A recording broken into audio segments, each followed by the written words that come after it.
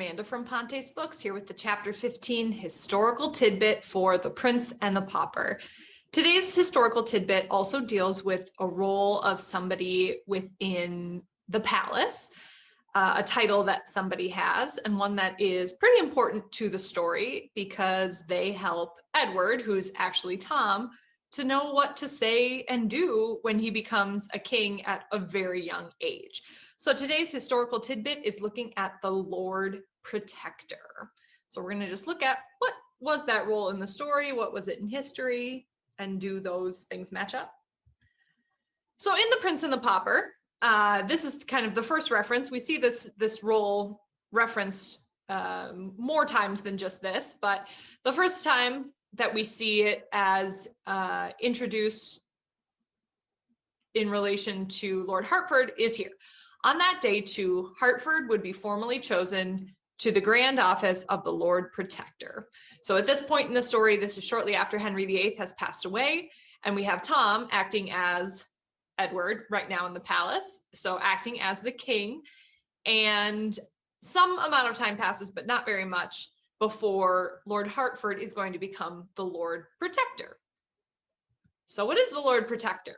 The Lord Protector is basically somebody who is given the title of Lord Protector, but does all of the things that a king would do, with the exception of having a title.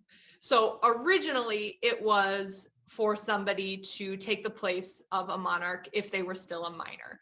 So they're kind of the acting king, and they're around to see what the young king is doing. And as we see in The Prince and the Pauper, and again, as we know, Tom is definitely not ready to be a king because he didn't even go through being a prince. So he really doesn't know what he's doing. But even if somebody did, if they were so young and they were still a minor, they wouldn't know the right decisions to make or the right things to say, the right calls.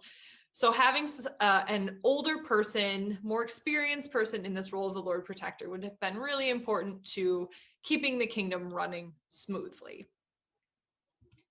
So then looking at, did Edward have a Lord Protector in real life? Yes, he did, and that's actually accurate to the story. His actual name was Edward Seymour, and he was the first Duke of Somerset, also known as the Earl of Hertford. So that's where Lord Hertford in the story comes from, which is what he's usually referred to as. That is the actual person who was Edward's Lord Protector in real life. The reason that he got involved in the palace was because his sister, Jane Seymour, was Henry VIII's third wife and Edward's mother.